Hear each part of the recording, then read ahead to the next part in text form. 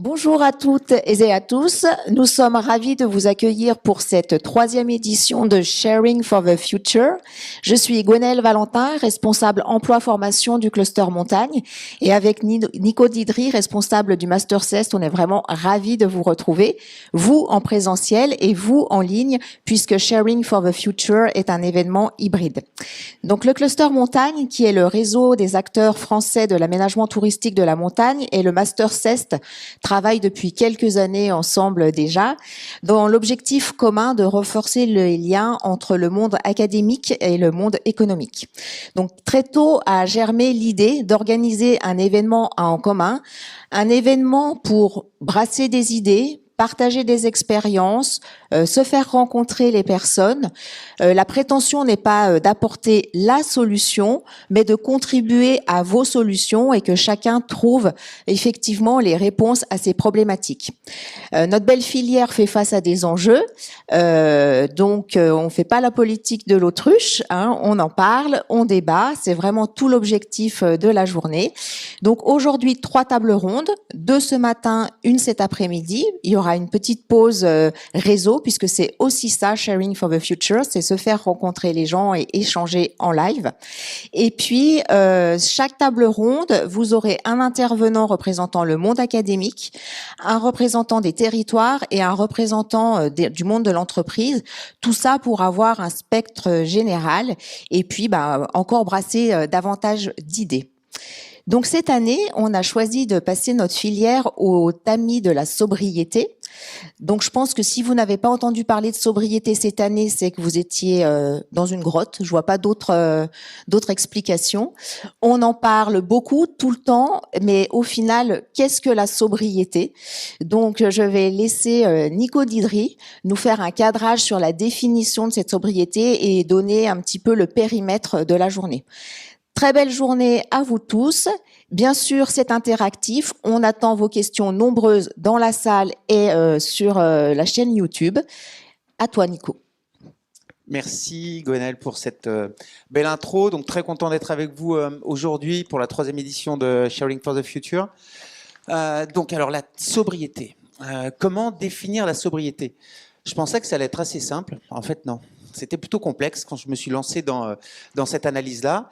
Et alors, je me suis dit, tiens, on va partir d'une citation de saint Thomas d'Aquin, un philosophe du XIIIe siècle, et qui, lui, quand il parle de sobriété, il dit, il prend la métaphore du vin, et il dit, voilà, l'usage du vin est une affaire de modération. La sobriété n'est pas l'abstinence, c'est la mesure de cette boisson délicieuse. Alors, si on part de cette citation-là, ça fait référence à la capacité d'auto-limitation de l'individu. C'est ça que fait ressortir cette citation-là, qu'on retrouve aussi un petit peu dans les différents synonymes de sobriété, que sont modération, frugalité, retenue, simplicité, tempérance. Voilà. Et il y a un terme avec lequel qu'on associe à sobriété, mais qui n'est pas du tout synonyme, c'est le terme décroissance, puisque la décroissance, c'est la conséquence de la sobriété. Voilà. Donc ça peut être une des conséquences et on verra tout à l'heure. Souvent, le terme sobriété est associé à un champ bien spécifique, que ça soit le champ de l'énergie. Alors dans ce cas-là, on parle de sobriété énergétique, sobriété matérielle. Hein. Alors sobriété énergétique, ben voilà, on baisse à 19 degrés le chauffage. Sobriété matérielle, on achète moins ou on achète de la seconde main. Sobriété d'usage, par exemple, on roule moins vite sur l'autoroute ou on se prête le matériel. Voilà. Et alors, mais du coup, l'ADEME, hein, quand il y a eu un gros travail de l'ADEME sur la notion de sobriété, on n'arrive pas à trouver une définition vraiment figée. Ce qui ressort quand même, c'est que, et du coup, ça pourrait paraître comme un point faible, hein, comme une faiblesse, et il n'y a pas de définition fixe. Néanmoins, ce qui est intéressant, on peut le voir plutôt comme un point fort, puisque cette notion de sobriété, vu qu'elle est très large, elle permet à de nombreux acteurs de s'inscrire dedans, de s'illustrer, d'illustrer cette notion de sobriété, et du coup, elle est beaucoup utilisée. Et on le voit et on l'entend de plus en plus. À contrario de mots comme décroissance qui sont plutôt clivants ou déconsommation et du coup peu utilisés. Voilà. Donc, par contre, on va voir que là, il y a différents courants, différentes approches. Les deux approches principales par rapport à la notion de sobriété, la première, c'est celle qui est liée un petit peu au projet citoyen, approche des projets citoyens. Et ce sont les concepts de sobriété heureuse qui a été développé par Pierre Rabhi, qui est repris, ou c'est une tendance dans laquelle s'y s'inscrit Aurélien Barraud, hein, l'astrophysicien, philosophe de l'UGA aussi d'ailleurs. Et puis on parle aussi, alors dès 1936 aux États-Unis, le terme de simplicité volontaire est apparu. C'est un terme d'ailleurs qui est beaucoup employé dans les pays francophones, hein, Belgique. On parle moins de sobriété, on parle plus de simplicité volontaire. Voilà. Et si vous entendez Jean-Marc Jancovici, il serait plutôt dans cette tendance-là aussi.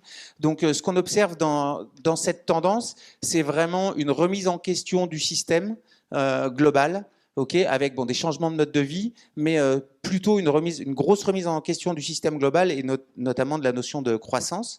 Ce qu'on ne va pas retrouver dans la deuxième tendance, qui est une approche institutionnalisée, donc qui est portée par les organisations internationales, comme l'ONU, l'OCDE, mais aussi, du coup, c'est un discours qui est porté par le gouvernement français et puis tous les acteurs économiques. Et alors là, on va parler de croissance verte, croissance raisonnée. Donc là, il n'y a pas de remise en cause de la croissance. L'objectif, c'est de réduire l'impact de la production des biens et des services, de la production et de la consommation, en fait.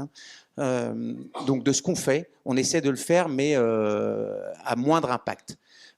Voilà un petit peu. Donc, vous voyez que quand, par exemple, Emmanuel Macron, le 14 juillet, parle de logique de sobriété et de plan de croissance verte, ça n'a pas la même portée, ça n'a pas la même signification que quand c'est employé par toutes les organisations plutôt citoyennes. Voilà. Ensuite, donc, par contre, il y a quand même un consensus malgré ces différences. Et le consensus, il est intéressant parce que tout le monde s'accorde, et tous les penseurs et tous les politiques aussi, s'accordent pour dire qu'il y a une remise en question du rapport à la consommation. Hein. La sobriété, c'est ça. Donc, que ce soit en termes de matière, d'énergie, de biens, de services, au sein d'une société d'hyperconsommation, hein, selon Lipovetsky. Du coup, ça crée quand même, ça va imposer deux types de changements, soit des changements de mode de vie, donc là c'est plutôt l'approche institutionnalisée qui va être dans cet axe-là, ou alors carrément des changements de système, hein, l'approche des projets citoyens.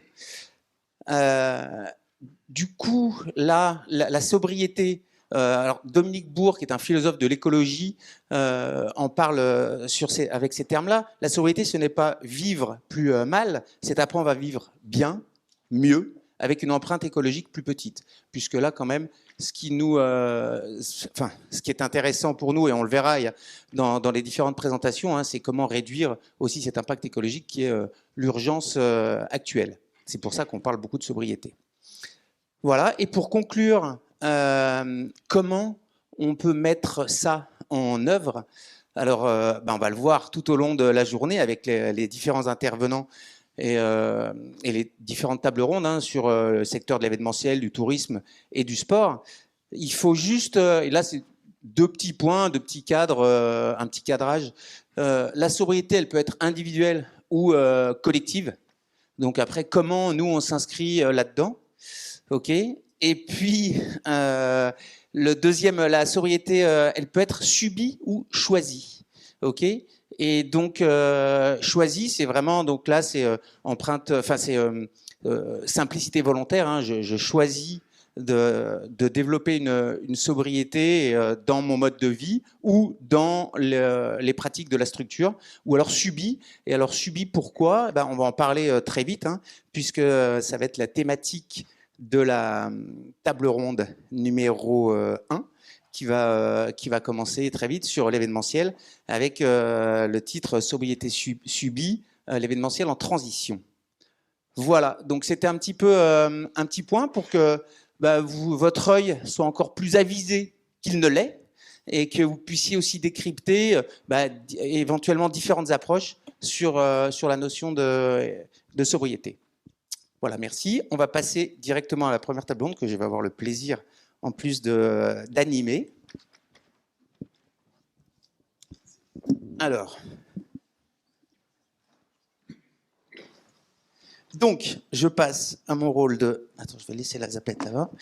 À mon rôle de présentateur de la table ronde. Alors, on a la chance d'accueillir 3 intervenants de qualité qui vont nous apporter un petit éclairage. Donc, première table ronde, on est sur l'événementiel. Donc, le monde de l'événementiel, comment est-ce qu'il va s'adapter, peut-être se transformer, se réinventer par rapport à cette notion de sobriété. Et là, l'axe, il va être un petit peu sur la notion de sobriété subie. Alors, sobriété subie, qu'est-ce que ça veut dire? Eh bien, c'est simplement quand l'organisateur doit, ou doit suivre des règles qui vont lui imposer une sobriété.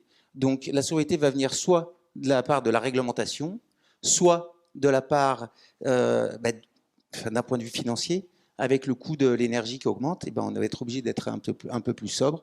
Et puis, soit éventuellement une pression des consommateurs qui vont peut-être avoir du mal à comprendre que des règles basiques de respect de l'environnement ne soient pas mises en œuvre dans les événements.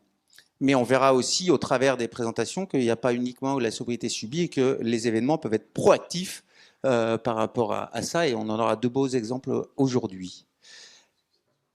Je vais présenter, en commençant par les dames, nos intervenants du jour.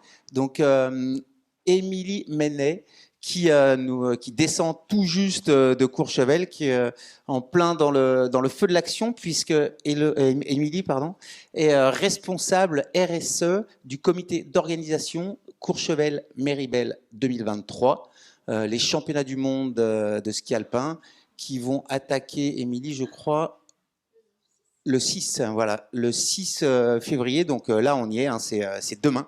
Donc merci, Émilie, d'être là sur la période un petit peu de rush. Nous avons Eric, juste à côté, Le Palmec, qui est directeur de la société événementielle ID Alpes, un très gros acteur événementiel du bassin, grenoblois, voire même isérois, on va dire, mais qui nous présentera un petit peu tous les événements tout à l'heure, mais un très gros acteur de l'organisation des trails et des courses sur route, notamment. Et puis Pierre Schex, qui commencera avec la première présentation, donc maître de conférence, docteur en économie du sport, ancien responsable du Master CEST, donc j'ai pris sa place. Mais vous avez vu, je le fais revenir un peu, donc il n'est pas rancunier avec moi. Et voilà, jeune retraité et spécialiste aussi de l'économie du sport, qui va nous apporter un éclairage global. Pierre, let's go. Allez.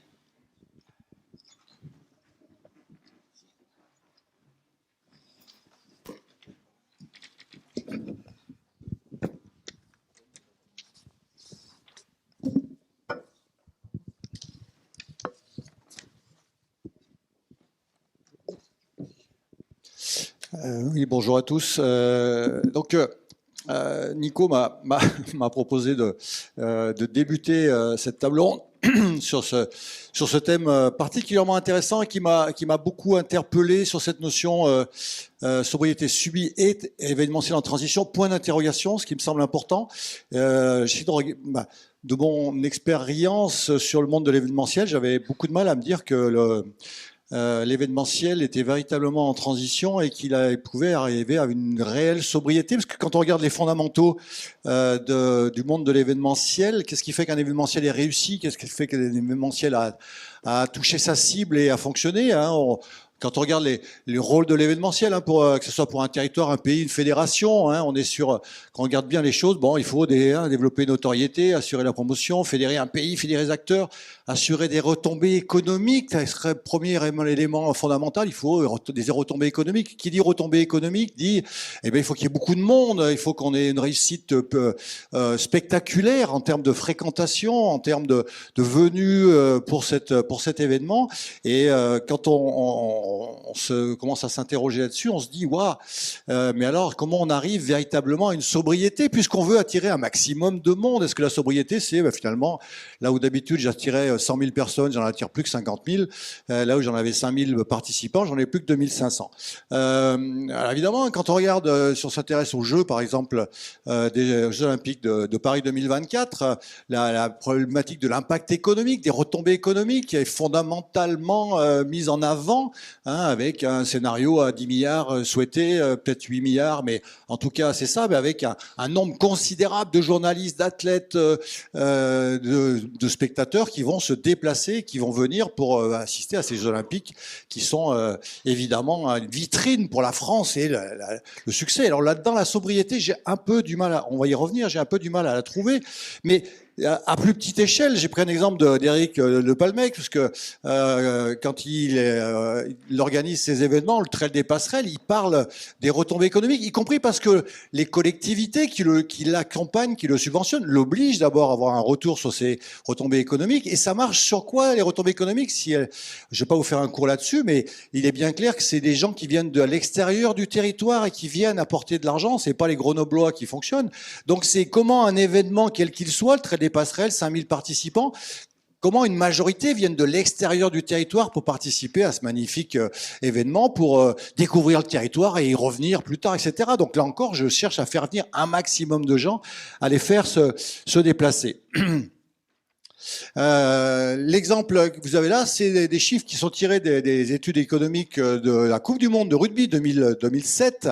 Il vient d'avoir une bientôt en 2003, qui regarde sur ce que les gens dépensent selon leur origine. Et bien évidemment, les résultats économiques, les retombées économiques vont être particulièrement bonnes, et donc l'événement va être réussi si les gens viennent de très loin et restent très longtemps. Il est clair que l'Australien, il va dépenser beaucoup plus d'argent que le Français qui va avoir un match. C'est-à-dire que et donc, comment on organise, y compris l'événement, pour favoriser la venue des étrangers? On fait des packs pour les étrangers, on favorise ça parce qu'ils viennent en France, ils vont consommer en France, les retombées économiques de l'événement seront excellentes. Alors que si c'est le Grenoblois qui va avoir un match à Lyon ou à Saint-Etienne, en termes de retombées économiques, c'est nul. Et donc, ça ne rapporte rien. Et donc, c'est pas bon, on va privilégier plutôt ça. Donc, l'empreinte par rapport à ça va être considérable, va être terrible. Et donc, par rapport à ça, comment les gens, comment les structures, les fédérations, comment les gens fonctionnent? Est-ce qu'il y a vraiment des actions qui sont mises en place pour atteindre cette sobriété dont tout le monde aujourd'hui se fait l'écho? Et j'ai pas pu m'empêcher de commencer par une petite vidéo. On sort de la Coupe du Monde de football et je vais vous montrer comment la FIFA est particulièrement proactive pour atteindre cette sobriété énergétique.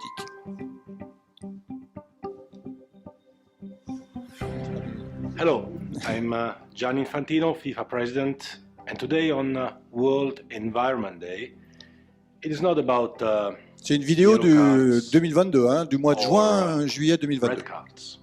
Today I'm asking everyone who loves football and who cares about the environment to raise FIFA's green card for the planet, in either paper or digital version. FIFA is playing its part with our aim to make the FIFA World Cup Qatar 2022 carbon neutral.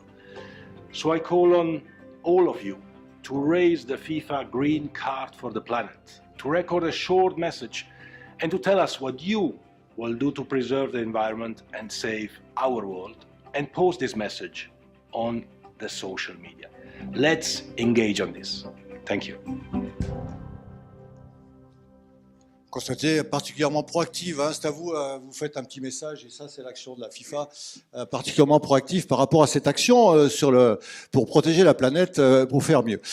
Parce que quand on regarde comment les événements, ça c'est les Jeux équestres mondiaux, alors ça date de quelques années, mais quand on regarde ce qui est consommé, ce qui est mis en place, regardez, c'est 787 pour ces Jeux équestres, 787 millions de kilomètres parcourus, 100 millions de tonnes de CO2 rejetées sur cet événement, c'est absolument considérable. Et quand on regarde les actions qui sont mises en place pour tenter oui, bien sûr, j'y suis pas très loin. Pour conclure, on me demande de conclure, mais alors voilà, le fumier est composté localement, on va pousser l'hypomobilité, puis il y a les éco-cups, puis les toilettes sèches. Mais quand on regarde ces éléments de sobriété par rapport à un événement comme ça, on s'interroge réellement sur la capacité d'un événement comme ça d'être au-delà d'un certain affichage de petits détails, d'y être réellement. Et si je viens sur Paris 2024, j'y étais au départ, j'y reviens. Quand on regarde, on cherche les éléments sur le site de Paris 2024.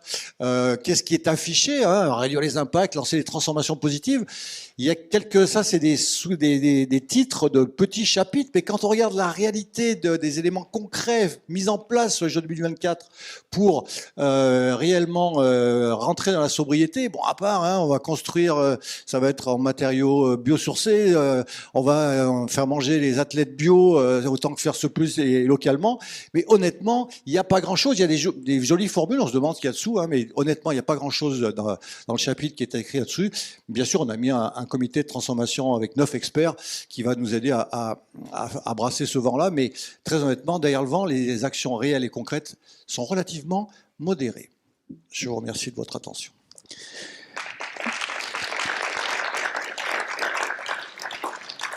Merci Pierre pour cette présentation au timing presque respecté. On va enchaîner directement. Oui, avec Eric, oui. Le Palmec. Donc, pendant qu'Eric s'installe, tout à l'heure, j'ai pas pris le soin de vous expliquer un petit peu les déroulés de chaque table ronde. On enchaîne les 3 présentations. Vous avez vu 3 fois 6 minutes, c'est timé carré. Et ensuite, questions-réponses, débat, donc interactif. Donc, vous êtes les bienvenus pour poser bien sûr les questions. Toutes les personnes qui sont en ligne. Salut tout le monde, vous aussi, n'hésitez pas à envoyer votre petit message via le chat sur YouTube et Clément qui est là nous les transmettra, ok, pour profiter un petit peu de l'expertise de nos intervenants. Eric Le Palmec. Oui, bonjour. Bonjour, merci de me passer la parole. Je vais vous parler tout d'abord d'Idéal. Idéal, c'est des événements sportifs avec les événements que nous organisons, le Trail des Passerelles du Monténard, le Marathon de Chablis, le Triathlon de la Madeleine ou encore l'Oisan Trail Tour. Nous co-organisons d'autres manifestations, entre autres dans le bassin grenoblois avec l'Entente athlétique de Grenoble où on organise le Grenoble-Isil, le Grenoble-Équidène.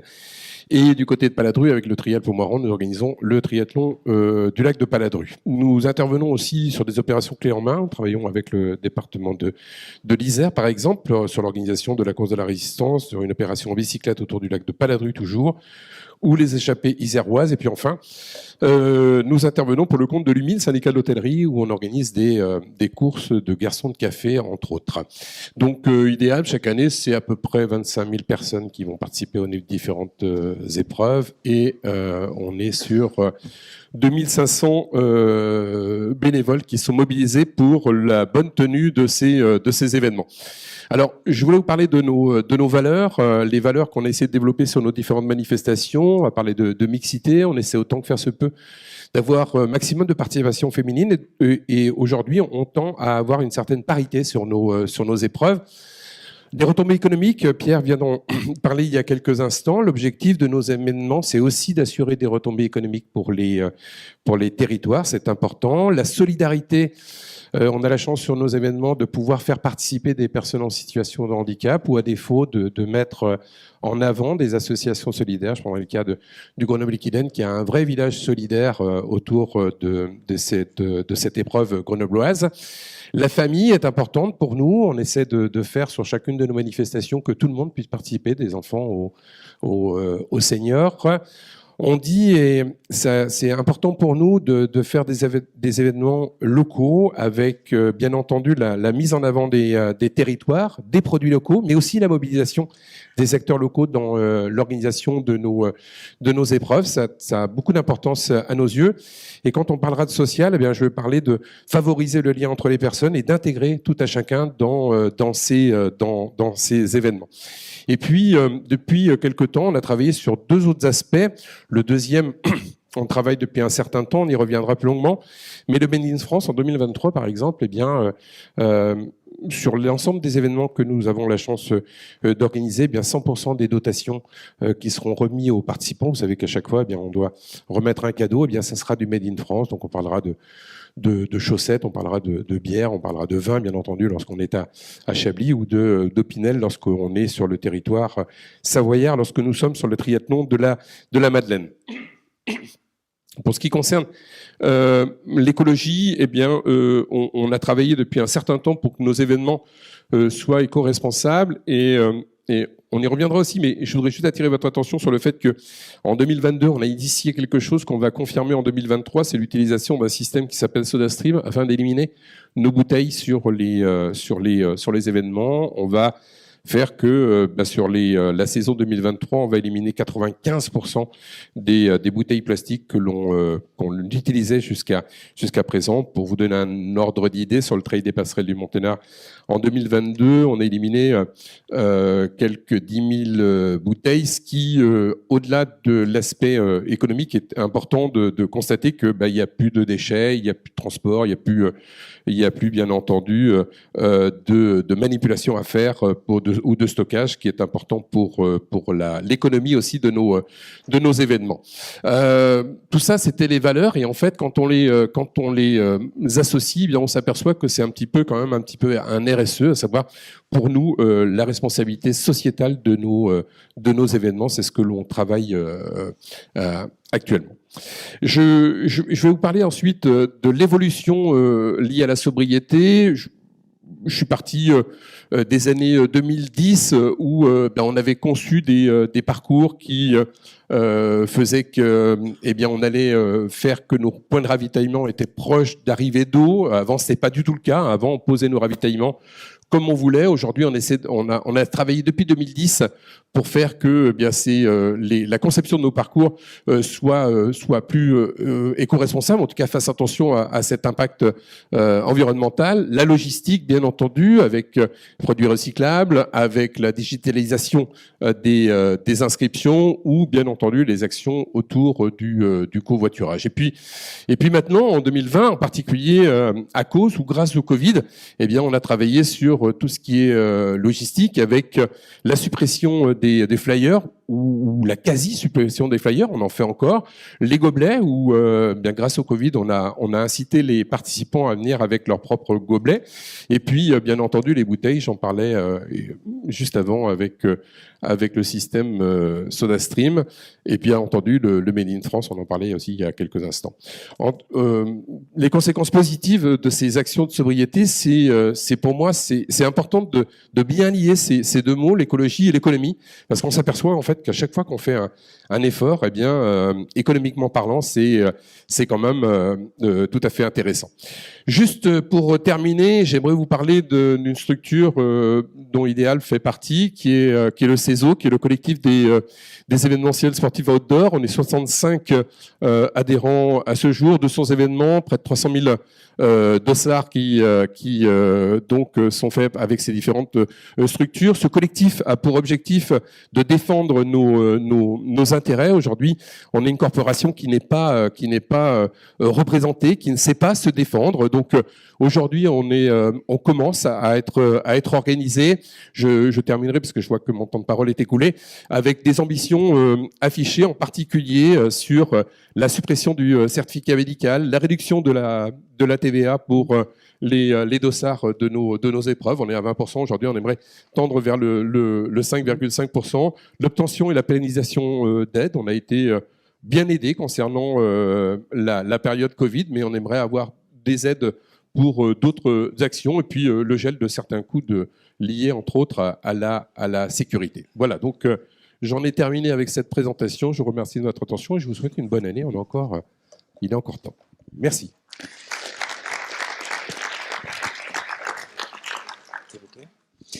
Merci Eric. On reviendra tout à l'heure pour discuter un petit peu de la suite, et notamment du CESO et des actions et du fait que les acteurs événementiels se fédèrent. On va enchaîner tout de suite avec Émilie Menet, donc responsable RSE du comité d'organisation Courchevel-Méribel 2023, les championnats du monde de ski alpin qui se tiendront dans quelques jours, pendant 15 jours. Donc ça va être la grande fête du ski. Et alors comment, justement, le comité d'organisation prend en compte cet aspect sobriété? Émilie, responsable RSE, est la mieux placée pour nous en parler. Alors bonjour à tous. Du coup, je vais passer tout de suite sur la première slide. Je vais commencer par vous présenter en gros l'événement pour que vous ayez une idée du dimensionnement que ça représente des championnats du monde de ski. Déjà, ça n'a pas lieu régulièrement en France. Les derniers ont eu lieu en 2009. Et puis si on remonte encore avant, voilà, en général, on a un grand événement de sport d'hiver en France tous les 15-20 ans. Donc, ce qui fait que, pour rappel aussi, les championnats du monde de ski alpin, c'est le deuxième événement mondial de sport d'hiver après les Jeux Olympiques. Donc, on sait qu'on va déplacer du monde, on sait qu'on va avoir un impact. Ces chiffres le prouvent, mais le fait d'en avoir conscience et de voir comment on peut agir là-dessus, c'est déjà un départ dans notre démarche. Donc, pour vous donner une idée, c'est 2 stations de ski. C'est la première fois qu'il y a des championnats du monde sur 2 stations. Il y a 12 jours d'épreuves avec 13 compétitions. 75 nations représentées et 600 sportifs. Ce qui fait que par rapport à un format Coupe du Monde qu'on connaît mieux en France, c'est un dispositif qui est beaucoup plus important. Et on attend sur les 2 semaines de l'événement plus de 150 000 spectateurs. Et puis aussi, on parle de retombées en termes d'image, notamment via la télévision et les médias qui seront présents. Et puis, la mobilisation de beaucoup de bénévoles pour pouvoir livrer cet événement avec 1200 équipiers engagés dans l'organisation des championnats du monde de ski. Donc, une fois qu'on a vu tous ces chiffres, effectivement, on ne peut pas nier qu'on a un impact. Donc, on essaye de voir comment on peut être un peu plus sobre dans l'organisation de cet événement. Et pour ça, on met en place une démarche RSE en essayant d'impliquer un maximum de monde pour agir à nos côtés et autour des 4 engagements que le comité d'organisation a pris. Ces 4 engagements, ils ont été identifiés par un comité RSE, donc à la fois des parties prenantes internes et externes de l'organisation. Et bien sûr, le volet environnemental est ressorti très rapidement, mais également ensuite le volet plus territoire, social, et avec une vraie volonté de laisser un héritage. On sait qu'on a un événement qui a lieu une seule fois, donc on n'a pas la possibilité de progresser d'une édition à une autre. Donc l'héritage, on veut le laisser pour les futurs organisateurs d'événements autres que ski sur le territoire, mais également en termes d'activités touristiques, puisque finalement les enjeux qu'on a identifiés, ils sont très proches des enjeux qu'on retrouve en station de ski, en station de montagne. Je vous fais un petit focus du coup sur le volet plus environnemental. Donc, pour pouvoir essayer de mesurer en quoi on pouvait limiter notre impact, on a décidé de se fixer des objectifs chiffrés, notamment en termes de réduction de déchets et de valorisation de ces déchets. En termes d'impact carbone, notamment, on a eu la chance de pouvoir organiser en test les finales de Coupe du Monde en mars 2022. On a mesuré l'impact carbone des finales, donc on sait d'où on part, et ça nous a permis d'estimer le bilan carbone des championnats du monde et de se fixer pour objectif de réduire le bilan carbone des championnats du monde de 20% par rapport à l'estimation qu'on a réalisée. Et pour réaliser ces démarches, pour atteindre cet objectif, on met en place des actions, à la fois en termes de mobilité, on sait que c'est le premier impact du bilan carbone, donc on met en place un système de transport collectif à la fois pour les bénévoles, pour les spectateurs. On va essayer de les faire venir à ski, puisqu'on est quand même sur le plus grand domaine skiable du monde, donc les 3 vallées. C'est une belle opportunité de pouvoir pratiquer le ski en venant assister à un événement de ski.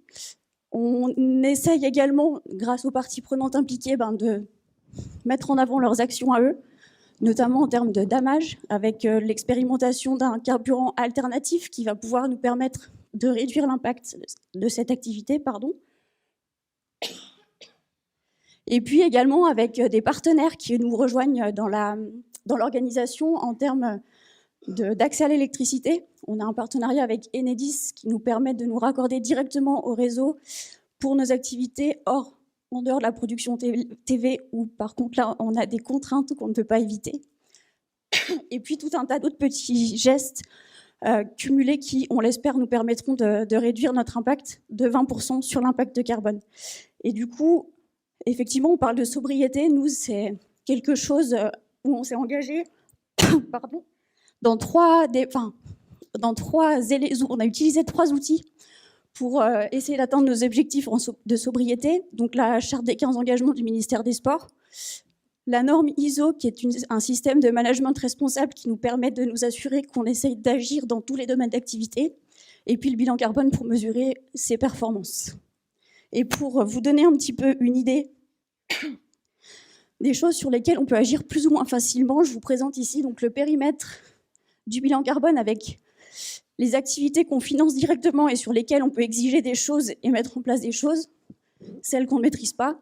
Et puis sur le périmètre d'ISO, pareil, les choses qu'on peut maîtriser et sur lesquelles on peut agir facilement.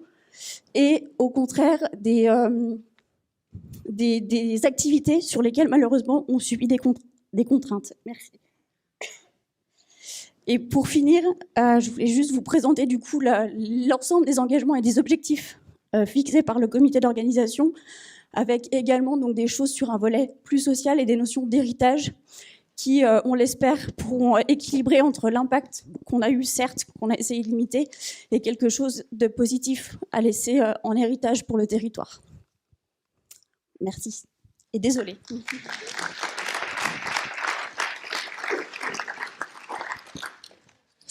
Merci Émilie pour cette présentation. Alors, je vais récupérer les micros et on va passer à la phase de débat et de discussion.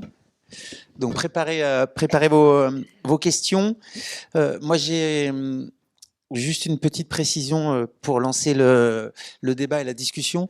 Ce qui m'a semblé intéressant dans les 2 présentations, notamment d'Éric Le Palmec et d'Émilie, c'est le fait qu'il y a une sobriété qui est choisie, quand même, dans vos structures, alors qui est limitée, comme l'a dit Pierre dans sa première, dans la première présentation, mais c'est aussi la contrainte, et notamment par rapport à Courchevel-Méribel, des instances internationales qui ne permettent pas, a priori, et Émilie, j'aimerais que tu nous en parles un tout petit peu plus, qui limite en fait la sobriété, parce que le cahier des charges d'une fédération internationale, et alors vous avez tous entendu au début de l'hiver la polémique avec le Grand Bornand, le déplacement de neige, voilà.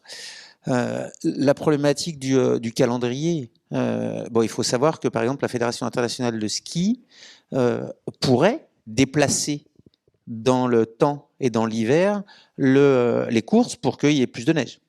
Mais elle ne le fait pas.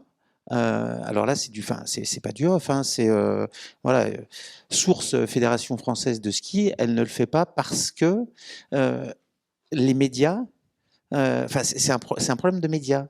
Si on déplace fin mars, les téléspectateurs ne sont plus intéressés par le ski, et donc alors qu'on pourrait déplacer au mois de mars ou fin mars.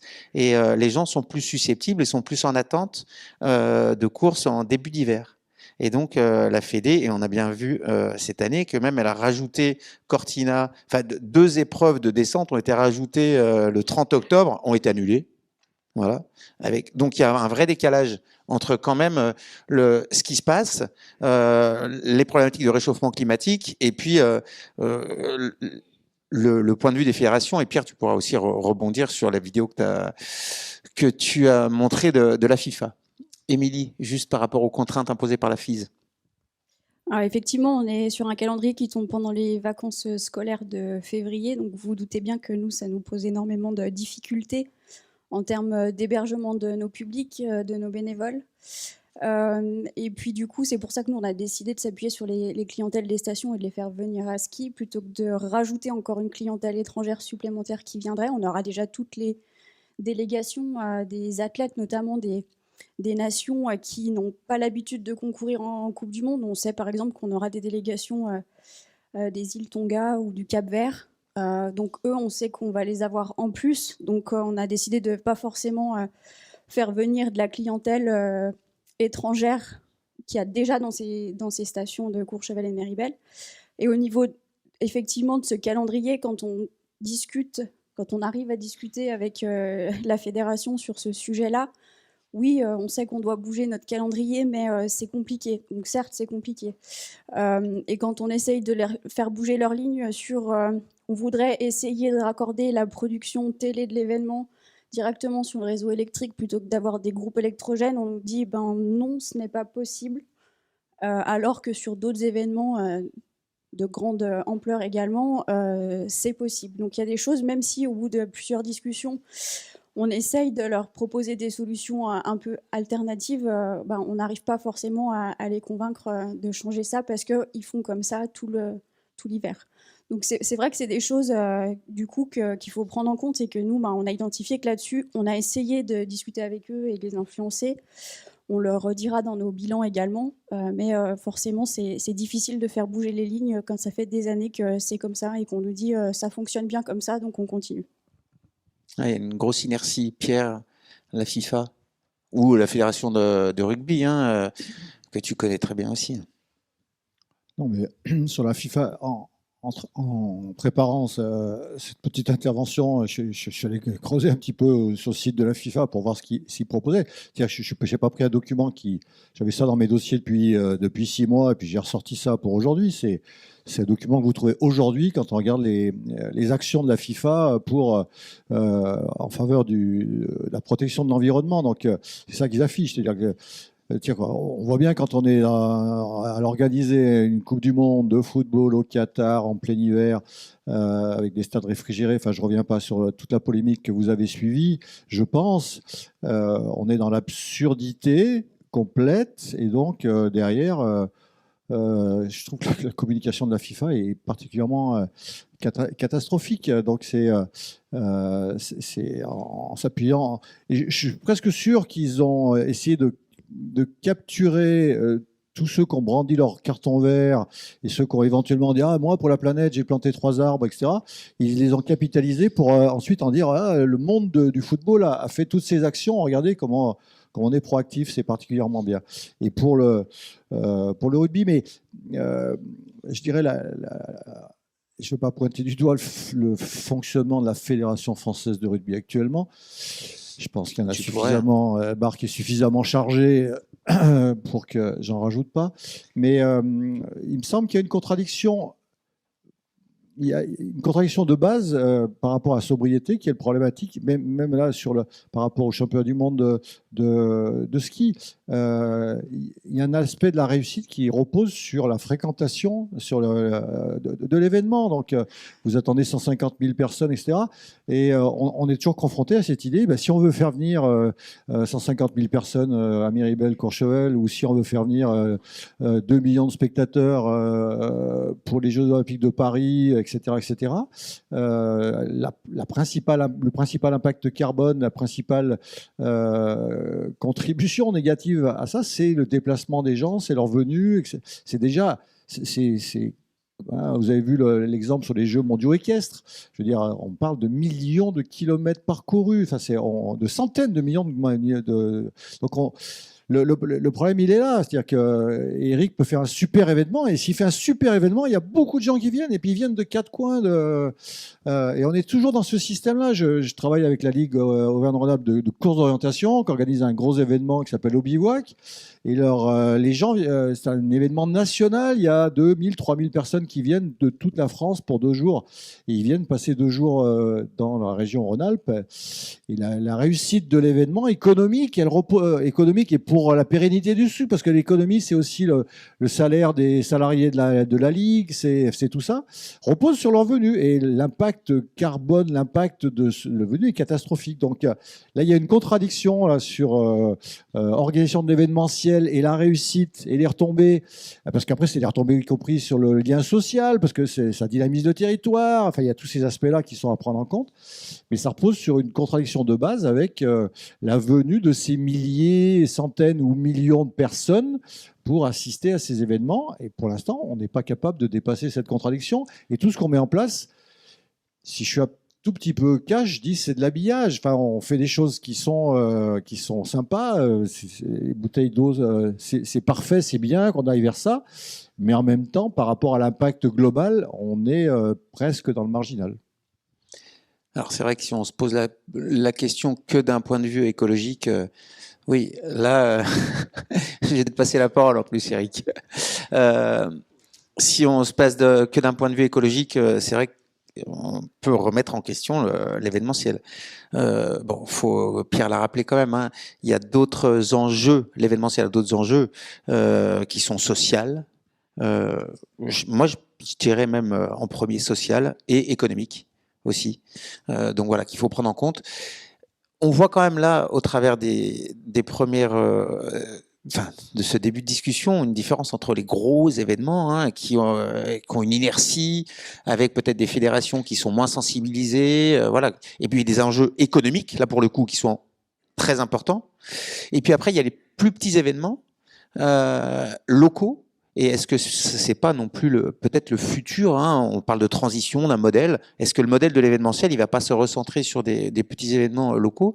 Eric, quel est ton point de vue par rapport à ça? Et puis, est-ce que toi, tu analyses d'où viennent les coureurs? Tout est trailer, tout est runner. D'où est-ce qu'ils viennent? Est-ce que ça rentre un petit peu dans ta stratégie d'analyse carbone de l'événement? Oui, bien sûr, on sait d'où viennent nos manifestations. Après, ça dépend évidemment de quel type d'épreuve on organise et si on est proche ou pas de bassins de population. Hein. Lorsqu'on organise un Grenoble-Aquitaine, par exemple, eh bien on a la chance que tous nos participants viennent d'un triangle qui part de Voiron, qui va à Vif et qui va à Crolles. Donc, on est tranquille. Hein, je veux dire, notre impact, elle est, par rapport au déplacement qu'on évoquait, eh bien, ça, c'est parfait. Évidemment, maintenant, pour les autres, grosso modo, on est à 30% de personnes qui sont issues des départements sur lesquels on organise nos manifestations, 55 à 60% qui sont issus de notre région administrative, et puis et le reste, nous, on ne touche pas trop l'étranger. Donc, on n'a pas trop de personnes qui font des longs voyages. On en a, hein, bien entendu, mais on en a peu. Quoi. Mais voilà. Mais on sait très bien que l'impact environnemental de nos événements est dû en particulier au déplacement de nos participants, clairement. Merci. On va passer peut-être aux questions du public ou en ligne. Alors, Eric Adamkiewicz, une première question. On va faire passer les micros. Bonjour. Alors, c'est pas une question, c'est une remarque par rapport à ce qu'a fait remarquer Émilie, c'est-à-dire la difficulté du remplissage pendant les championnats du monde. Je trouve que c'est assez savoureux puisque les acteurs de la montagne française se sont battus pour changer les dates des vacances scolaires et ont tout fait et ont modifié le calendrier des vacances scolaires pour que ce soit compatible avec les championnats du monde. Ce qui est un petit peu antinomique avec les conditions d'accueil et l'activité économique même de la station, puisque on déplace les vacances scolaires et on peine à remplir cette semaine-là, et dans le même temps, il faut bien que les équipes puissent se loger. Donc je trouve que le raisonnement est assez particulier. Émilie, une réponse? Si, marche, ouais. Oui, on a fait inverser le calendrier scolaire pour pouvoir loger toutes les athlètes, les équipes en station à proximité des pistes, des sites de compétition. Et donc, on a fait en sorte d'avoir les locaux en vacances et pour que eux aussi puissent profiter de l'événement. Donc, effectivement, c'est une chose Enfin, je veux dire, si on n'avait pas fait inverser, on n'aurait pas pu loger les compétiteurs, donc il n'y aurait pas eu d'événement en quelque sorte, ou on les aurait logés à Albertville. Ça, c'est vraiment un point effectivement qui a été crucial dès le début, et pour nous, ça a été effectivement ça nous a facilité la recherche d'hébergement pour nos accrédités. Et après, en termes de retombées économiques pour les stations, elles auront des retombées plus en termes de notoriété parce qu'elles vont être le centre de la planète ski pendant 2 semaines.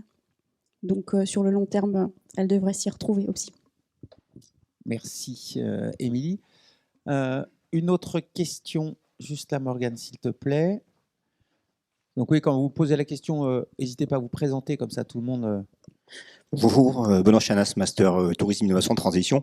Je vais mettre les pieds dans le plat, non pas parce que j'ai des considérations écologiques, mais parce que je m'interroge beaucoup sur l'avenir des territoires de montagne et les modèles actuels. Je rejoins un petit peu les problématiques que soulevait Pierre Chex. On dit parfois que le meilleur déchet, c'est celui qu'on produit pas. Et c'est vrai je suis très étonné, à la fois étonné et pas étonné sur la déclaration du président de la FIFA que quand on voit les conditions d'organisation de la Coupe du Monde 2026 nord-américaine. Voilà, comment aujourd'hui on peut prétendre avoir une carte verte.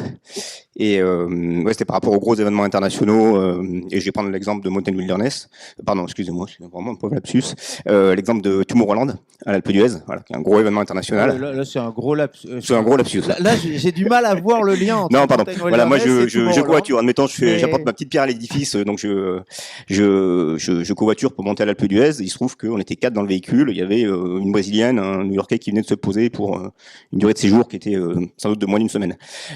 Et au final, il s'avère, je parle sous couvert des gens qui en connaissent mieux que moi, je pense que l'événement Tomorrowland est déficitaire sur le plan économique parce que les conditions contractuelles font que c'est pas très avantageux pour la station de l'Alpe d'Huez. Donc du coup, est-ce que la question que je pose, c'est est-ce qu'il ne faut pas changer le logiciel, voire même le système d'exploitation, quoi.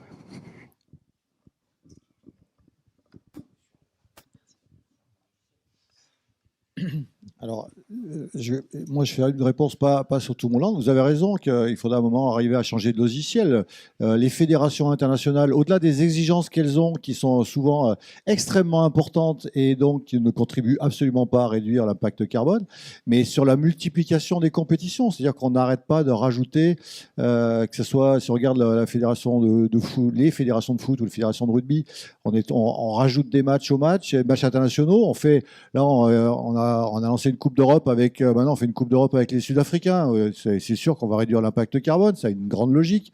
Et peut-être qu'on va même y faire rentrer les Sud-Africains dans le tournoi Destination, ce qui va être encore tout à fait cohérent. On va faire des tournées. Les tournées, si vous suivez un tout petit peu l'actualité rugby, les tournées des nations de l'hémisphère sud qui viennent au mois de novembre jouer contre les nations de l'hémisphère nord et réciproquement quand on va jouer au mois de juin, début juillet en hémisphère sud, n'ont pour seul objectif que de remplir les caisses des fédérations accueillantes. Il n'y a aucun enjeu sportif. La seule raison de ces tournées de novembre et de juin, c'est de remplir les caisses de la fédération qui accueille. C'est la seule raison. Et c'est un prêté pour un rendu. Je vais chez toi un moment, tu vas chez moi de l'autre côté, etc. On prend. C'est la seule raison. Il n'y a pas d'enjeu sportif. Il y a zéro enjeu sportif. Il y a zéro aspect compétitif. Donc on est là. Et avant, il y avait un match l'automne, pour les vieux comme moi, entre guillemets, il y avait un match l'automne, c'était contre la Roumanie. Maintenant, il y a 4 matchs.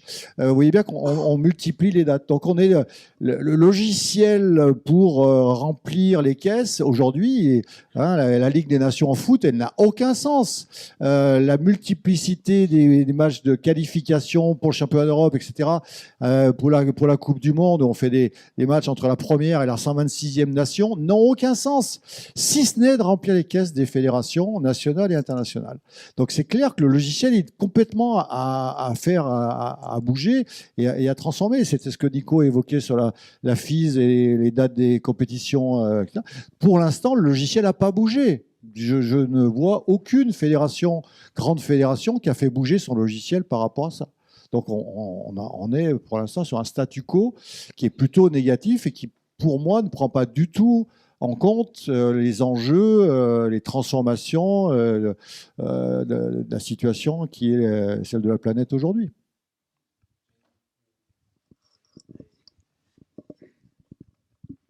J'ai juste une question. En fait, je vous sens désabusé et je vous rejoins complètement sur, sur le fonctionnement de tout ça. Et sur Tomorrowland, je suis pas d'accord parce qu'au contraire, je pense que sur l'ensemble de tout ce qui existe, si on est un peu honnête, de toute façon, c'est parce qu'il y a un intérêt et des retombées que les événements se font. C'est pas uniquement pour de l'animation, c'est pas uniquement pour du territoire, c'est parce que derrière, il y a un enjeu financier. Et le problème, c'est que quand hier soir, on voit le match de la NBA à Paris, avec tout ce que ça implique de venir faire un match à Paris et les transports et les personnalités qui viennent. Il faudrait que ça se décide où, c'est-à-dire l'impact carbone et tout ce qui en coûte. C'est quoi quand Enedis peut pas raccorder, qu'on refuse ça à la Fédé ou qu'on refuse ça les carburants les alternatifs. Est-ce que c'est l'État qui donne son accord? Est-ce que toutes les fédérations qui justement prêchent pour elles et pas pour le bien-être, qui peut être juge de paix sur quelque chose comme ça? C'est-à-dire qu'à partir nous, on va faire ce qu'on peut à notre niveau et c'est peut-être pas suffisant et certainement pas assez rapide. Mais en tout cas, quand ça se passe au-dessus et que l'interdiction vient d'au-dessus, il faudrait que ça vienne de qui pour que justement ça puisse bouger les fédérations et jusqu'au plus bas en fait de l'organisation. Alors c'est une réponse compliquée, hein. Ouais. Sachant que les fédérations sont quand même liées au gouvernement. Donc bon, mais on a vu tout à l'heure que sur ce que je présentais sur l'approche institutionnalisée, les notions de croissance verte, croissance raisonnée. Donc là, il y a peut-être des règles aussi à mettre en place et à faire passer. Mais s'il n'y a pas de changement de logiciel, c'est parce qu'on n'est pas du tout dans une approche de sobriété. On voit, c'est la croissance. On rajoute des matchs, on rajoute des tournées, on fait des déplacements. La NBA qui vient en Europe. Voilà, donc il y a une logique internationale de croissance. Et c'est là aussi où on se confronte. Et tout à l'heure, je parlais des gros événements internationaux et des événements locaux, mais il y a aussi une différence d'approche avec l'approche internationale et l'approche locale. Et des pays voilà, qui sont plus ou moins en avance et d'autres plus ou moins sensibilisés à cet aspect-là. C'est vrai que l'aspect...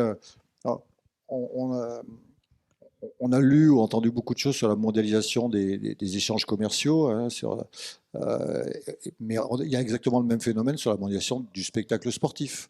Donc la question, c'est à un moment comment et pourquoi on peut mettre un stop.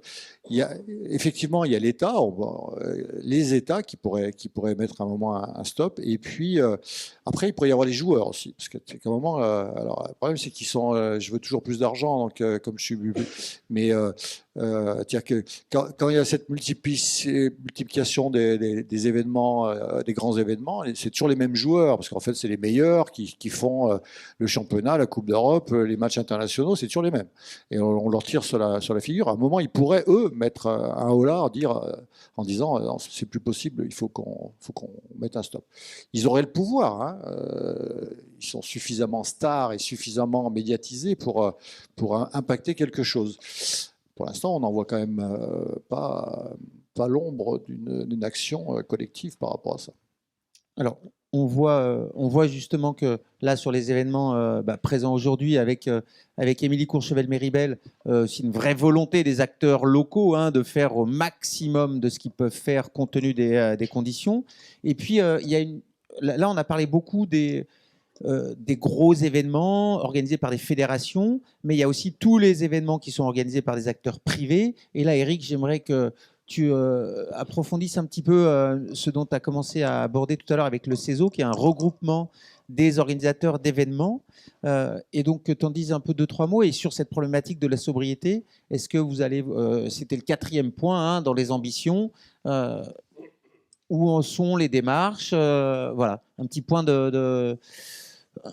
d'étape. Oui, alors, par rapport au CESO, il y a les échanges sur les bonnes pratiques, hein, ça c'est évident, et ça fait partie pleinement de ce que l'on souhaite pouvoir travailler à l'avenir. Le CESO aujourd'hui c'est embryonnaire, hein, on ne fait que commencer cette démarche. On est l'une des rares corporations qui n'est pas fédérée, et la démarche qui est la nôtre aujourd'hui, c'est qu'on puisse défendre nos intérêts par rapport à une multitude de choses qui peuvent nous arriver.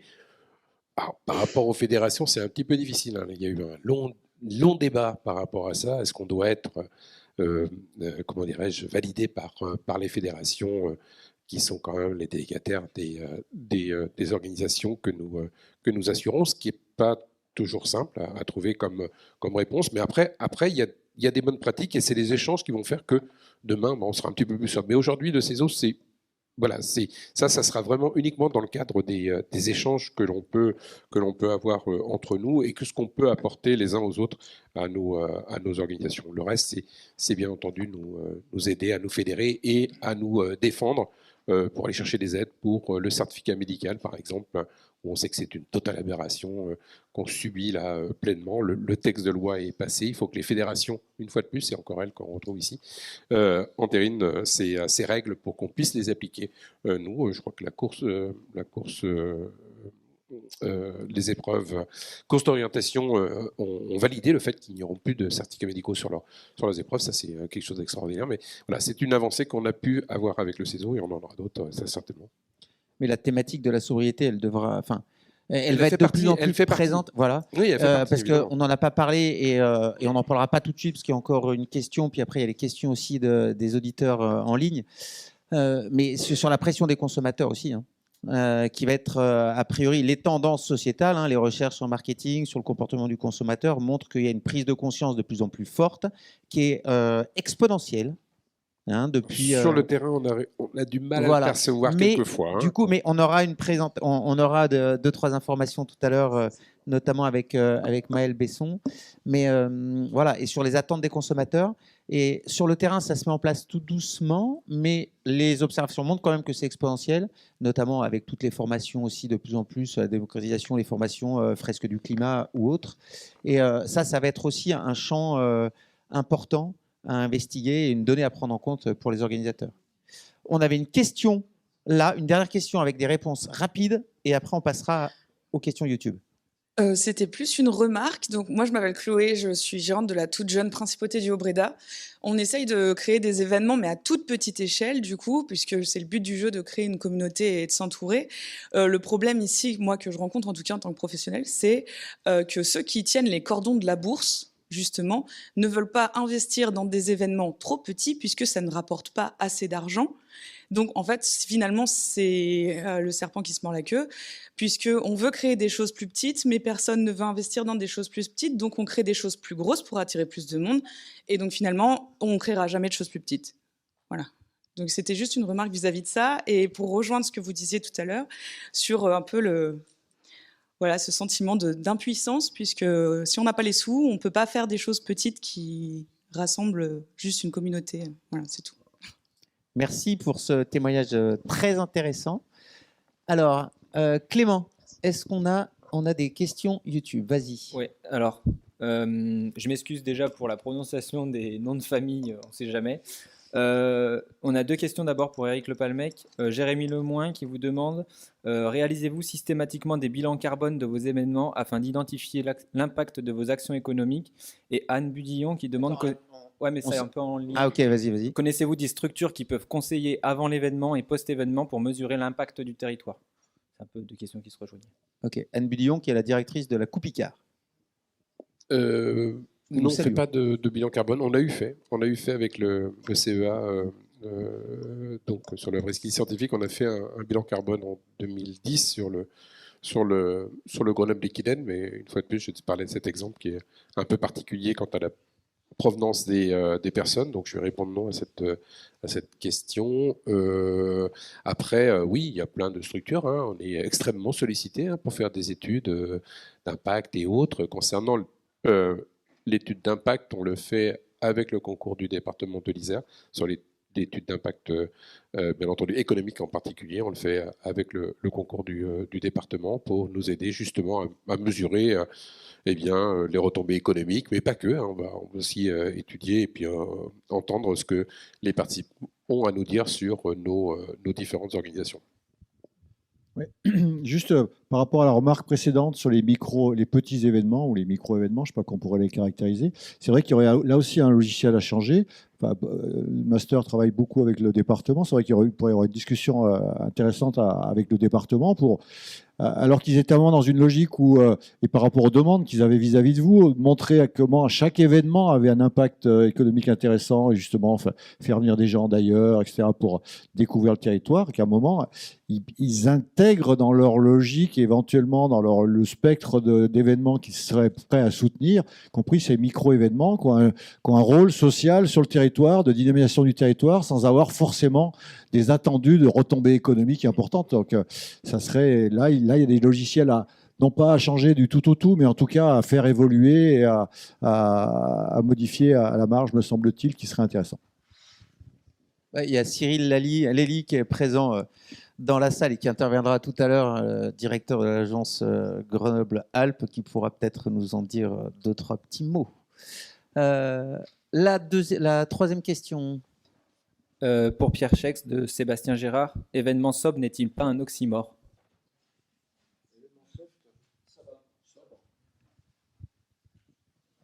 Oui, on peut imaginer que il y a une contradiction majeure au départ et que ça paraît extrêmement. Aujourd'hui, tous les événements de moyenne ou grande importance,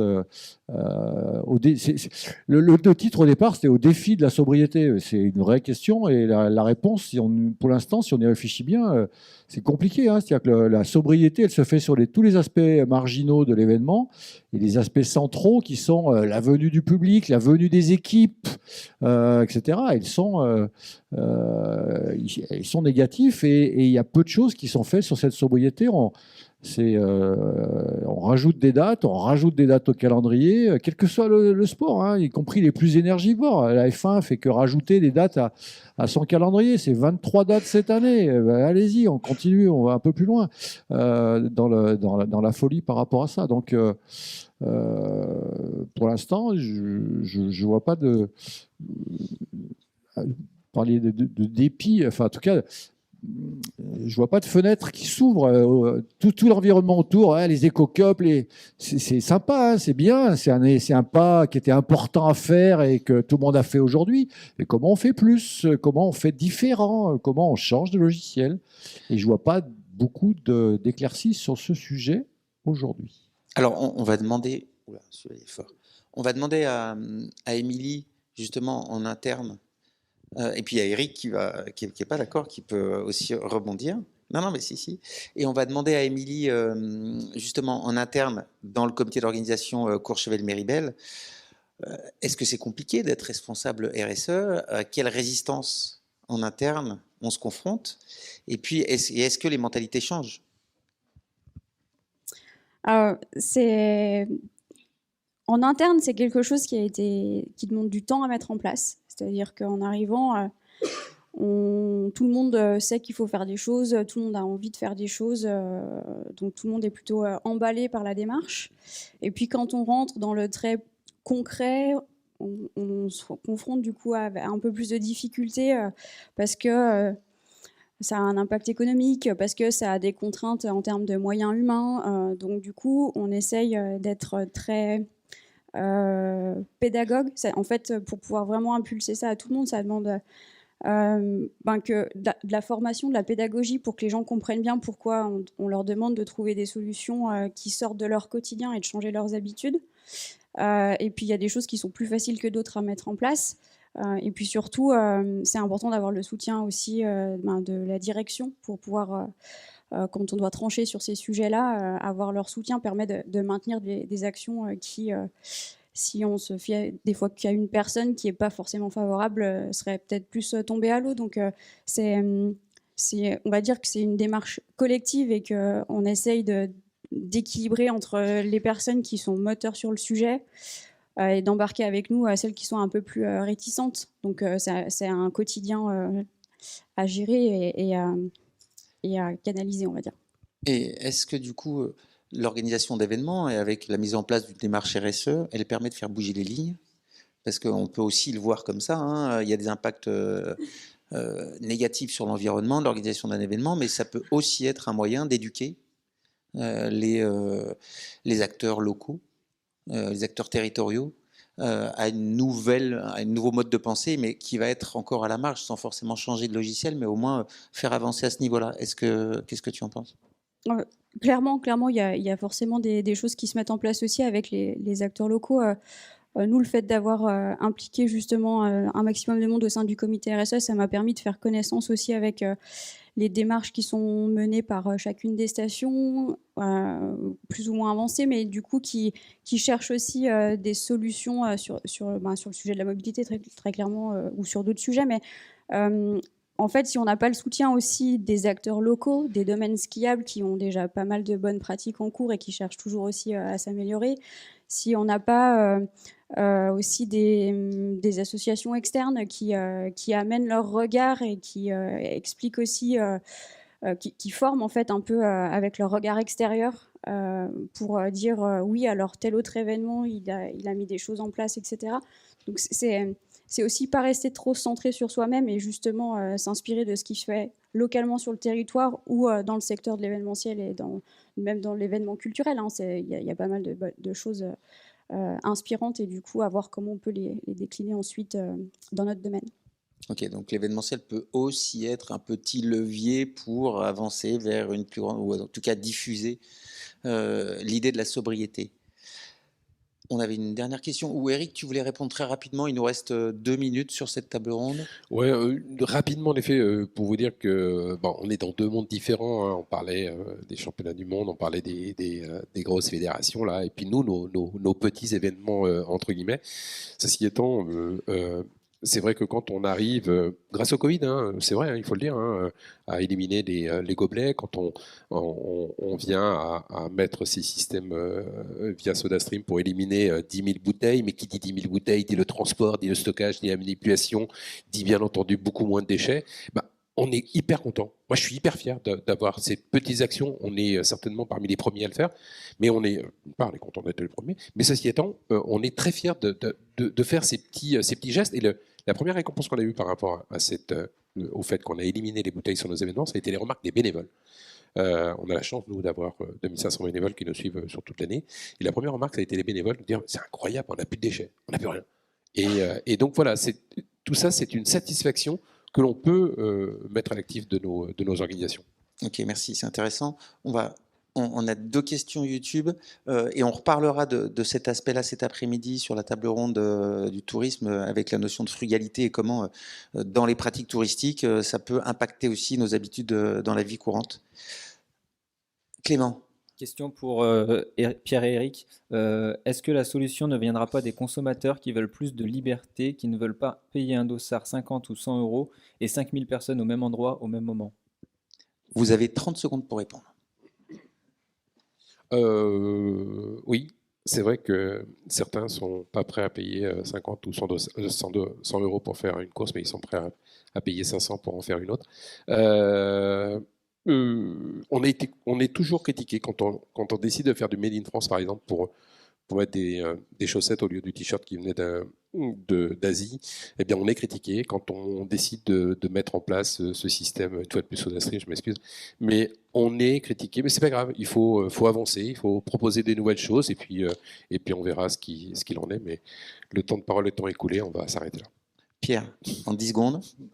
Oui, en 15. Non, je voulais répondre par rapport au dépit et par rapport à l'espoir. Les choses peuvent évoluer, peuvent bouger. Je vais reprendre l'exemple de la Coupe du Monde de rugby 2023. Je veux dire, si au départ, la Fédération française de rugby, avec le GIP qu'elle est censée contrôler, décide qu'il y a beaucoup plus de places pour le rugby français. C'est-à-dire qu'aujourd'hui, tous les clubs se plaignent de ne pas pouvoir avoir des places, etc., que c'est scandaleux, etc.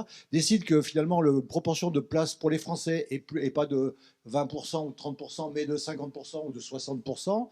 D'une part, on crée une dynamique sociale sur l'événement en France bien plus positive, et d'autre part, on réduit l'impact carbone parce qu'on offre moins de place aux étrangers potentiellement, mais du coup, on réduit les retombées économiques potentielles. Apparemment, c'est des choix, mais on montre bien que là-dessus, c'est possible de réduire l'impact carbone peut-être de 30%, juste parce qu'on réduit ça. Voilà. Donc c'est possible, hein, les leviers existent.